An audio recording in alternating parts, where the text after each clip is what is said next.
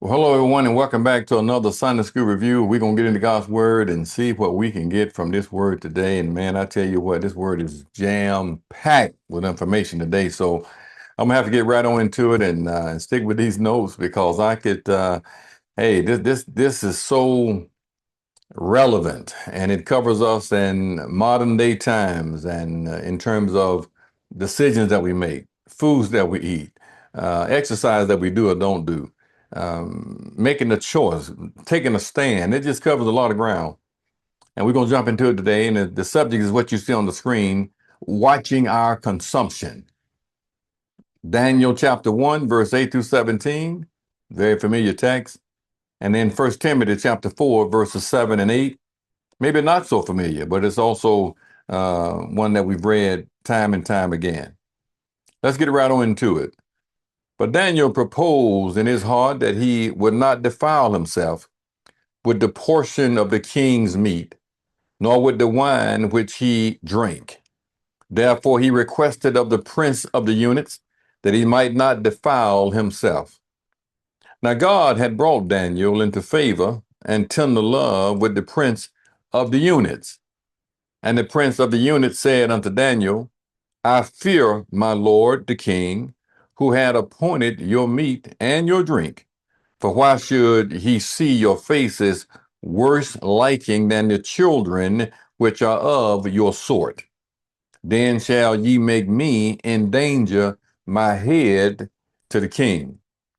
Then said Daniel to Melzar, whom the prince of the eunuchs had set over Daniel, uh, Hananiah, Mishael, and Azariah, prove thy servants, I beseech thee, 10 days, and let them give us pus to eat and water to drink. Then let our countenance be looked upon before thee, and the countenance of the children that eat of the portion of the king's meat. And as thou seest, deal with thy servants. So he consented to them in this matter and proved them 10 days. And at the end of 10 days, their countenance appeared fairer and fatter in flesh than all the children which did eat the portion of the king's meat. Thus Melzar took away the portion of their meat and the wine that they should drink, and gave them pulse. And as for these four children, God gave them knowledge and skill and all learning and wisdom, and Daniel had understanding in all visions and dreams. First Timothy chapter 4, verse 7 and 8. But refuse profane and old wives' fables, and exercise thyself rather unto godliness. For bodily exercise profited little, but godliness is profitable unto all things, having promise of the life that now is, and of that which is to come. In your Sunday school lesson, you see a picture in your book, rather. What are you consuming? And it's holding a remote control in their hands. And how many of us, with that remote control, will get that thing and just flip, flip, flip, and you turn around and a whole hour has passed by. I'll turn around and 2 hours have gone by. How many of us with our phone just scrolling on social media, 2 hours later still on with that phone in our hands? What are we consuming? This is a very powerful lesson today, and it's one that is theological and also practical. So with that being said, let's just kind of get right on into it and see what we can get from this very powerful word here today. So the lesson is broken down in 4 different parts, and we're going to look at part 1, which is firm resolve, a resolution to not do something and have the heart fixed and mind made up. Daniel chapter 1, verse 8 and 10. We see here in verse 8 and 10, Daniel had favor, and Daniel had proposed in his heart. And we know from reading that the heart is considered the seat of thought, and the heart is considered the seat of intellect. So Daniel's choice that he made was a very deliberate choice, one that he had thought about, a thoughtful decisions. And all of us know that decisions that we make will determine the outcome that we take or the direction that we take. and also the result that we ultimately get. See, these boys, these men were removed from their families. So why was this the case? The intention was to reprogram them and to send them down to the palace of Nebuchadnezzar, and then to train them in the royal court and to thoroughly assimilate them in the culture of their conquerors, the Babylonians. That was the idea. So it was kind of a brainwashing process. And the prince of the eunuchs gave Daniel and his friends new names. And so not only were they wanted to take them to the Babylonian uh, land and that culture, they also changed their identity and gave them new names. We also see also that Daniel was, and those other three boys, Hebrew boys, were children of the king, but the King of Kings and Lord of Lords. And Daniel refused the king's food in an attempt to maintain his identity as a servant of the one true and living God, and not a servant of his conqueror, not a servant of Nebuchadnezzar. So he took a stand. And wouldn't it be something if the churches today take a stand the way they took stands back then, where even if their life was on the line, they still took a stand? They stood for what was right. But let's take a look at this Babylonian strategy. They didn't just throw something together. They had a system. So what they did was looked at all the folks that they had conquered, and they selected the brightest, and those that had the most education, and they were young men, and he brought them to their court, and the objective was to again assimilate them or to put them in that culture and learn the Babylonian system. So if they ate the Babylonian food, if they practiced the Babylonian customs, if they worshiped the Babylonian gods, if they served the Babylonian king, there would be no reason for them to cause any kind of trouble, any kind of insurrection, any kind of uprising, because after all, they put them in a smooth culture, a good environment, the way they had nothing to really worry about. We see the word defile in this lesson. And some commentators believe that Daniel was concerned about ritual purity of that king's meat. He was concerned that he if he changed and did not adhere to his vegetarian diet, he was going to eat some meat that was offered up to idols, which was impure meat. And Daniel took his relationship with the Lord of Lords, King of Kings, very serious. And he did not want anything to cause a problem with that relationship. And so Daniel then made a decision. Daniel chose to use his body and chose to use the food that he ate as a way to honor the Lord. I'm taking a stand. The things I would do, I'm not going to do. The things I have access to, the modern conveniences and the niceties of life, all the fine foods and wines, I'm choosing not to do it so as not to be associated with the pagan society and the pagan culture. He made a decision. You see, it's important for all of us to realize that God is still in charge of our lives. You see, Daniel's situation reminds all of us of Joseph and the prison warden. And so obeying God leads to favor with man. Let's look at Joseph and his situation in Genesis chapter 39. I'm going to read verses 20 through 23.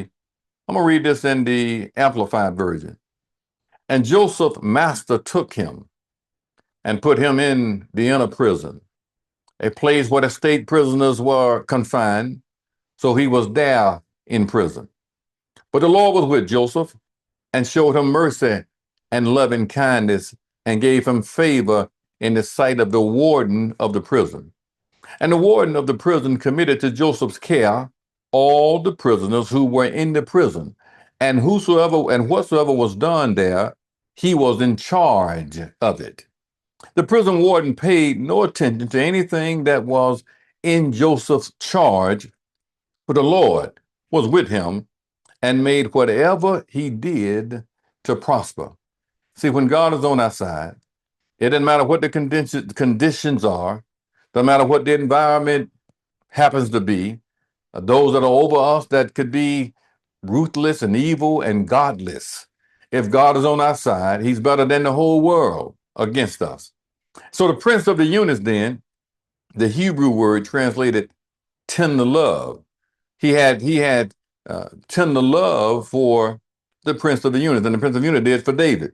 So the word tender love is translated as mercies.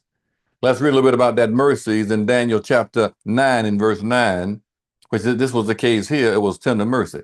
So look at Daniel chapter 9 and verse number 9. To the Lord our God belongs mercy and forgivenesses. And that's some forgivenesses, though we have rebelled against him. Look at Daniel chapter 9, verse 18. O my God, incline thine ear and hear. Open thine eyes and behold our desolations, and the city which is called by thy name, for we do not present our supplications before thee for our righteousness, but for thy great mercies. Let me read that again. For we do not present our supplications before thee for our righteousness, but for thy great mercies. Thank God for his mercy. Thank God for his righteousness, tender love. And if it wasn't for God's tender love and his mercy, where would any of us be? As a matter of fact, we might not even be. So what then is tender mercy? Let's look at what Psalms 25 and 6 says about tender mercy. Remember, O Lord, thy tender mercies and thy loving kindness, for they have been ever of old. Look at Isaiah chapter 63 and verse 7. I will mention the loving kindness of the Lord and the praises of the Lord, according to all that the Lord had bestowed on us, and the great goodness toward the house of Israel, which he had bestowed on them according to his mercies and according to his multitude, the multitude of his loving kindness. Then look at Lamentations chapter 3 and verse 22. It is of the Lord's mercies that we are not consumed, because his compassions fail not. Come here, Hosea chapter 2 and verse 19. And I will betroth thee unto me forever. Yea, I will betroth thee unto me in righteousness and in judgment and in loving kindness and in mercy. Zechariah chapter 7 and verse number 9. Thus speaketh the Lord of hosts, saying, execute true judgment and show mercy and compassion every man to his brother. We want to thank God. Thank God for not just mercy, but tender mercy, because Lord knows he's shown that to all of us, all down through the years. Then we see also in this lesson, officials' concern. So the guys that were over Daniel, Shadrach, Meshach, and Abednego, had a concern, rejection consequences. What's going to happen, Daniel, if y'all don't eat this meat, this food that we set before you, and then y'all look kind of poor? Well, the death penalty was a very real possibility on the part of the leader, the official, the overseer over Daniel and those three Hebrew boys, which is a legitimate concern and a legitimate fear, genuine fear of this official. So now let's talk about appearance. The prince of the unit anticipates something. Anticipate that they're not eating the king's food could result in a clearly result of the men not looking as healthy as what the word says, than the children which are of your sort. You ain't gonna look as good as your other kinfolks, and they're gonna see the difference, and they're gonna wonder what's going on, because y'all were picked out. You were chosen as because of your skill, your intellect, your knowledge, and the king saw you, and you're young and strong. And that's gonna put my life in danger if I blatantly disobey the king, and to appease and accommodate you, the king, that this overseer was afraid, this unit was afraid. But what he didn't know is about this thing called favor. You see, favor ain't always fair, but favor is just favor. So the favor and tender love that God kindled in the prince of the unit caused him, to allow Daniel to keep hope alive, and to keep hope alive without outside interference, because God stirred up something in the heart of the prince of the units and gave him favor with Daniel. And God can do the same thing for each one of us. There are people in our lives that can help us go to another level. Now, listen to this. What's amazing, those people ain't always deacons and mothers and missionaries and saints and friends, ain't always believers, not even Christians at all. But God can stir something in their heart and give them favor for you and us as a child of God and use them to promote us to that next level. Isn't that amazing? God is in, hey, listen, God is still in charge of all of our lives. Section 2 of our lesson is an agreeable arrangement. Which is all right. Let's take a look. Let's go through a trial period of this in verse 11 and 12. And so what we see here with Daniel is consistency. Here, Daniel is talking to another guy, a guy not the prince of the eunuchs, a guy named Melzar, which is like a different overseer. But his community request, or the community request of Daniel, remain the same. Hence, we see the mentioning of these three Hebrew boys, Hananiah, Mishael, and Azariah. And so then there was a faith test. And how many know that every now and then your faith will be tested? That's why it's important to know that James talked about this, that faith without works is dead, being alone. And so these boys here now went through a test, and they proposed a proposal to Melzar concerning what they should do to allow them to go through this test. So they asked for 10 days. 10 days to embrace a different dietary system, 10 days. Not to eat what the king said, eat 10 days. To eat vegetables and seeds and drink water. And Daniel also acknowledged the warning. So what was the food alternative? Pulse. As I just mentioned, vegetables and seeds and water.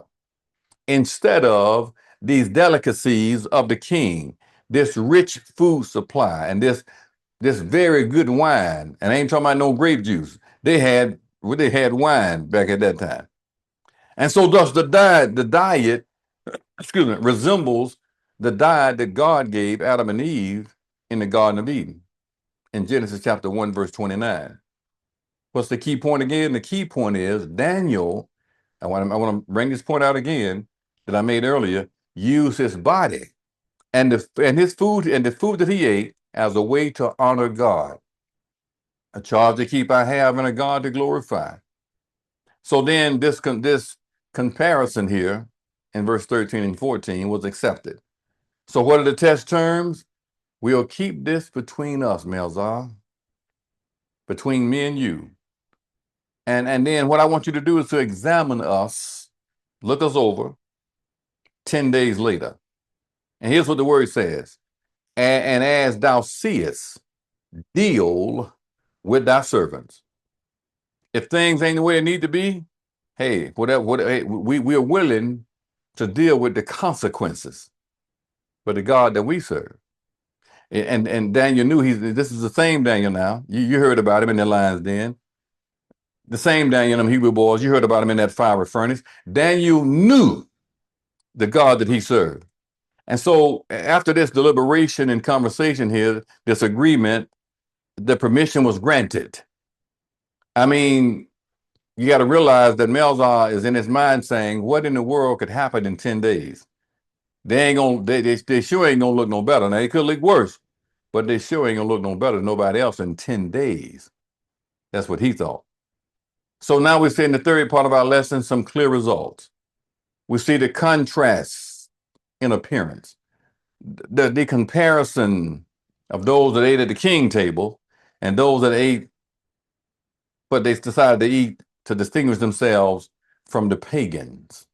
Defying the odds is what we see here. In only 10 days, Daniel and his companions looked a lot more healthier, a whole lot more fatter faces, smoother skin than all the ones that ate at the king's table, the king's meat. And although we don't see God clearly mentioned in this text here, we also know that God is very active in this situation. What do we see here? We see divine intervention. You see, God is always working on our behalf. And he may not come when you want him to come, but he's always right on time. And so it's important then that we realize, hey, God is in the room. God is in the space. God is in the future. God is working things out on our for our good. Is working together for our good. So now we see after the testing, after passing the test, we see a change in provision.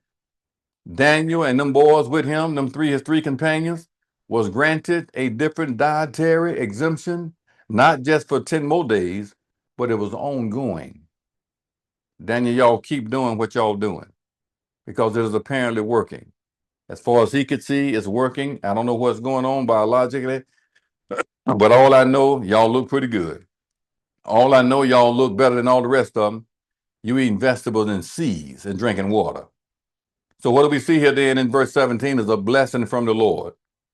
We see that these boys, these men, because they were so faithful, God gave them some gifts. What did he give them? He gave them knowledge and he gave them skill. And the skill that he gave them was far superior than anything they could have gotten in the court education. By matriculation in the Babylonian education, they have gone much farther because God gave it to them. And not only that, Daniel understood all visions and understood all dreams, had knowledge, skill. He had some extra, understood all visions and all dreams.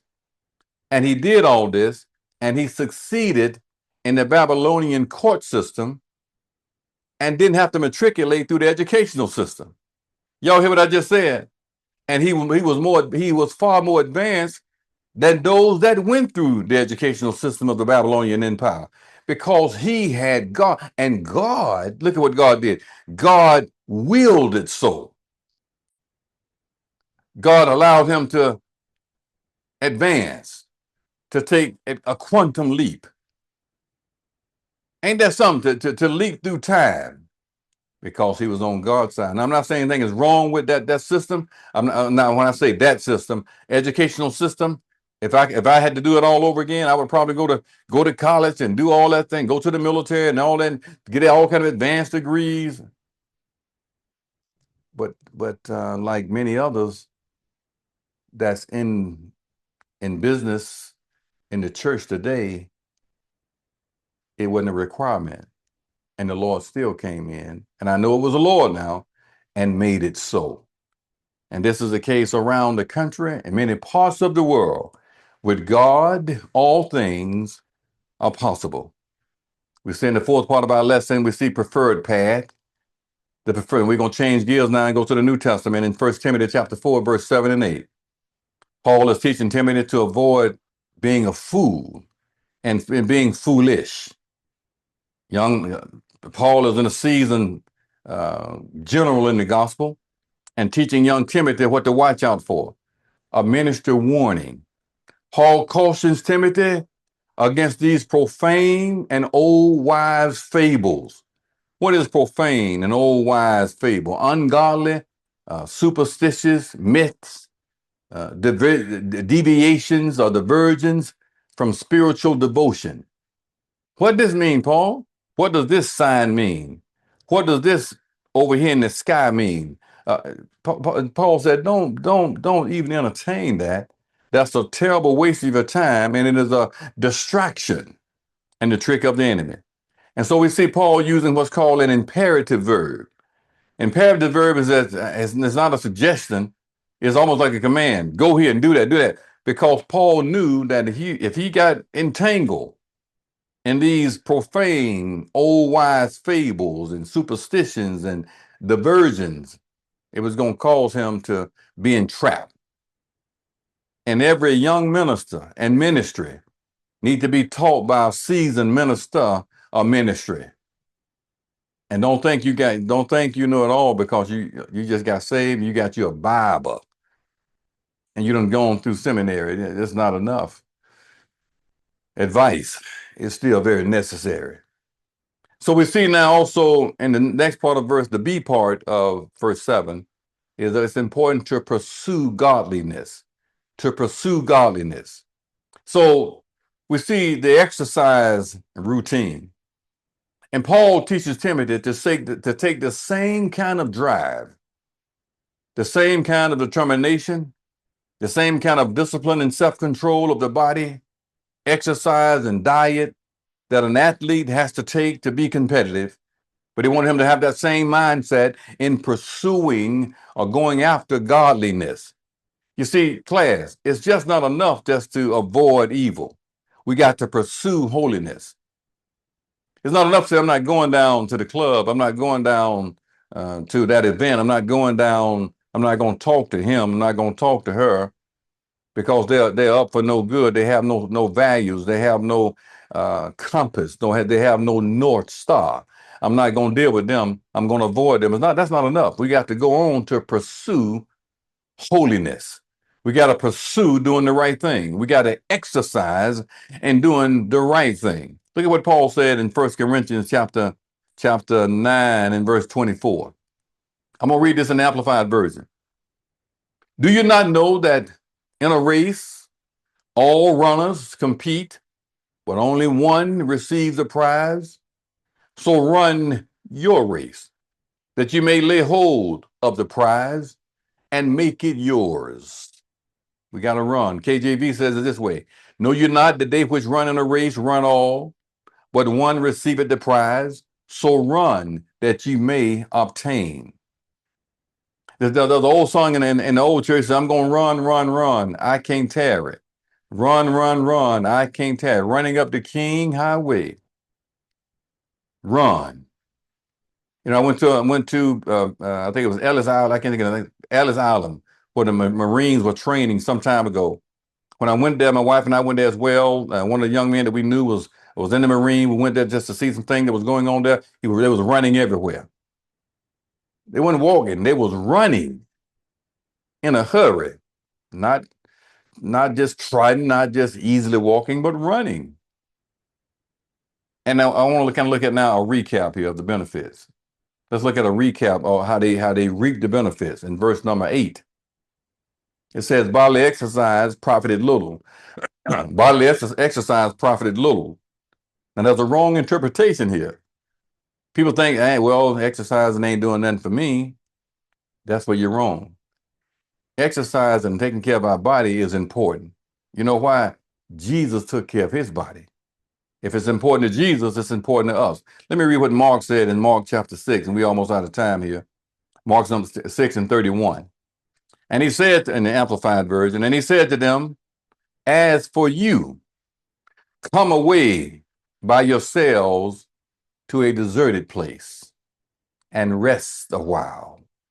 For many were continually coming and going, and they had not even leisure enough to eat. Jesus, look, y'all need to just stop and go and sit down and rest a while. Y'all got to take time to get something to eat. Ain't that something? How many of us men, our wives, have said, have you ate anything yet? You drunk any water today? We just 90 going north, right? 90 going north. Take the time. And there are some superior benefits to godly pursuit. Now, bodily exercise is also important, critical down here on this earth, but spiritual pursuit is eternally beneficial. The godly life, living a godly life, is going to give returns called peace. How many want some peace out there? How many want to maintain your peace? Some godly returns called harmony. I mean, just at easement in the home. Some godly returns called contentment. And spiritual health is going to last not for 20 years, 30 years, three scores and 10. I was talking to somebody the other day that her mother is 95 years old. That's a long time. It's not just going to last for a period of time. It's going to last forever. And death cannot conquer pursuing holiness. Hey, look, we're out of time. Thank you so much for logging into our class today.